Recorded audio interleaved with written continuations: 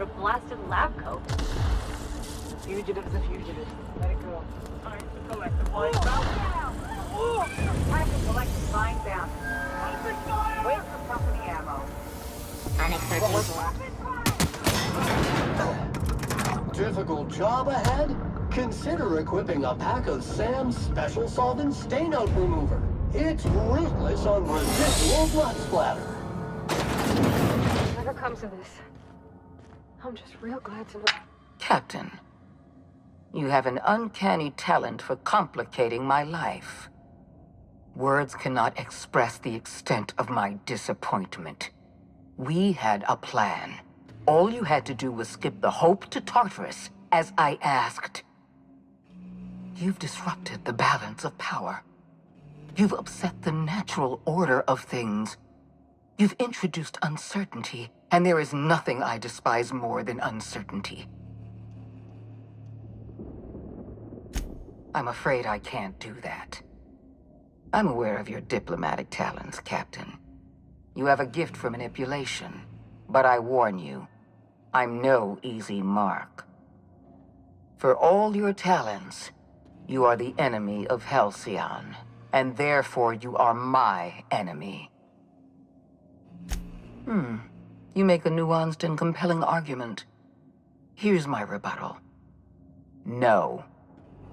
Dr. Wells is being held in my custody. His cooperation will prove invaluable, even if I have to beat it out of him. All that's left to do is put down this riot, arrest you, and then get on with the bloody business of saving this colony. Fair enough. I'm giving you exactly one chance to parley with me.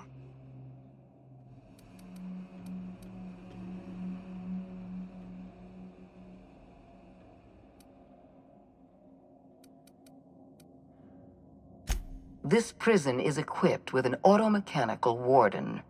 I've had it programmed to eliminate you on sight and rinse your remains down a drain. And don't worry, I will inform Dr. Wells that you died heroically or something.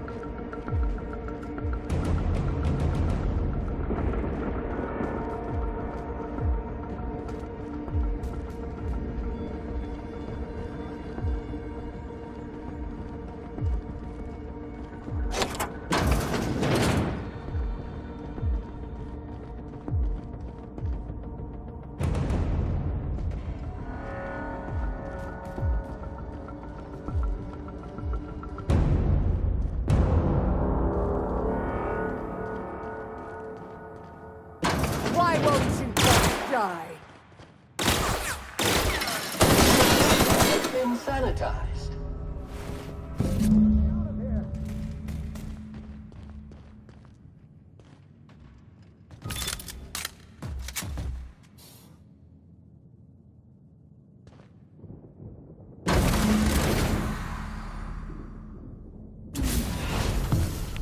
You don't know how glad I am to see you.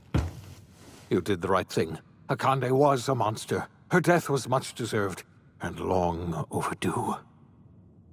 And you lunatic, you broke into the board's own fortress just to rescue one doddering old man. You are absolutely out of your mind, and I can't begin to thank you enough. I'm all right, thanks to you. Akande wanted my cooperation. I'm quite sure she would have beaten it out of me if you hadn't arrived. You've broken the board's stranglehold on this colony, and you saved my life. But there's still so much we have yet to accomplish. You and I are going to have to work harder than ever to save Halcyon. I'm afraid the situation is far worse than any of us ever anticipated. Earth has gone dark. We haven't received a single message in 3 years. There's been no communication, no signals, nothing. 2 years ago, the Earth's Directorate's frigate disappeared on their way back to Earth. We don't know what they discovered when they arrived, or if they arrived at all. You mean we're all alone out here? Really alone?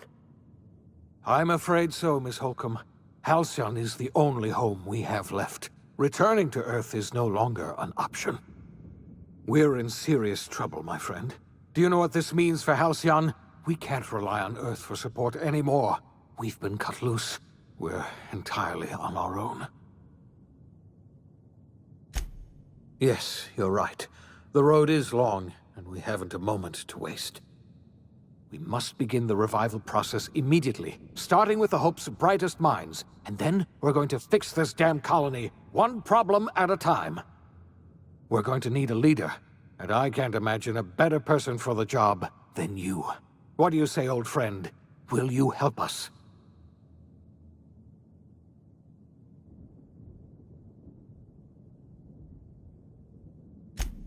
The chairman? I don't know why you let that heartless creature live, but I'll have to trust your judgment. When I revived you, I thought we were going to save this colony all by ourselves, but I was wrong. We can't save Halcyon on our own. We're all going to have to pull together, somehow. We are not a colony anymore. Our last connection to Earth has been severed. I don't know if we'll survive, but we're going to have to try our best.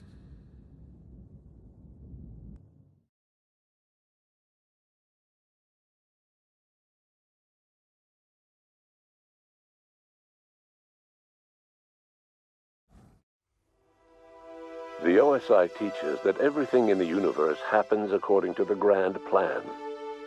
But the stranger that arrived in Halcyon was an unplanned variable. From the moment she landed in Emerald Vale, her actions altered the course of history. The events on Tartarus brought about the end of the board's authority. But the board's mistakes would haunt the colony for decades to come. The damage they left behind would require the work of a generation to repair. Dr. Phineas Wells began reviving a handful of the Hope's colonists, engineers, scientists, technicians, and intellectuals. They were among the brightest minds the Earth had ever sent out into the stars. The Hope scientists and engineers woke up in a colony descending headlong into total collapse. With no way to return to Earth, they had no choice but to band together and devote themselves to the cause of saving Halcyon. The people of Halcyon were nothing if not hardy. In the absence of the board's authority, many of the colony's settlements banded together with a single purpose in mind: survival. Life was especially hard in the years to come. Some towns dissolved by attrition and starvation, but most of them found a way to carry on. In the years to come, Halcyon was forced to reckon with its newfound freedom. The board was gone, and for better or worse, the colony was responsible for its own destiny. Sanjar's civil liberties and worker-centric policies were slow to catch on with the other corporations. But as Halcyon began its long, arduous journey toward recovery, many of Terra 2's smaller townships started adopting MSI's alternative corporate structure, and eventually became entirely self-sufficient. In the coming years, many of these townships managed to eke by, where otherwise they might have starved. Consumed by paranoia, Lilia Hagen took Sublight Salvage in a controversial direction, openly accusing board officials of an extraterrestrial conspiracy. One day, an accident at the Groundbreaker's docking bay silenced her forever. Time would tell if her replacement could keep the Sublight family together. Over the years, the ruins of Edgewater caused irreversible environmental damage to the landscape of Emerald Vale, owing largely to the presence of toxic compounds in the town's building materials. As for Edgewater's former workers, their remains provided a source of nourishment for the region's fauna, leading to an explosion in the sprat population. Under the leadership of Junlei Tennyson, the Groundbreaker held firm against corporate influence. The ship's mechanical stability gave Junlei the time to educate a promising generation of engineers schooled in her family's traditions. The future of the Groundbreaker looks promising. The rediscovery of the Hope and the abandonment of the lifetime employment program forced Byzantium to come to terms with some uncomfortable realities about the state of Halcyon. While Byzantines were reluctant to surrender the luxuries they'd grown accustomed to, the board's diminished authority gave them little choice in the matter. Nearly everyone had to learn to make do with less. Some even had to get jobs. It was a dark time indeed. Your influence shifted Ellie's perspective. She finally admitted, albeit grudgingly, that she just might need other people. Sometimes. With a steady income from the life insurance payouts, she was finally able to afford a ship of her own. She hired a small crew and flew supply missions to communities on the fringe. Some of them were even legal. Life in Halcyon was sobering for Felix Millstone. The grand revolution he dreamed of never came. There was no great awakening for the colony, no celebrations in the streets. There was only the hard, desperate work of trying to repair a broken colony. Felix never had a head for numbers, but if there was labor to be done, he was there to help. Eventually, Felix realized that the work of a revolution was done with two hands. As much as he enjoyed his adventures aboard the Unreliable, the vicar, known as Max, eventually decided that it was time to move on, to live out the life he had sought so long to create. He knew there were many in the colony who carried burdens much worse than the ones he had struggled with, and he devoted himself to easing their suffering wherever he could.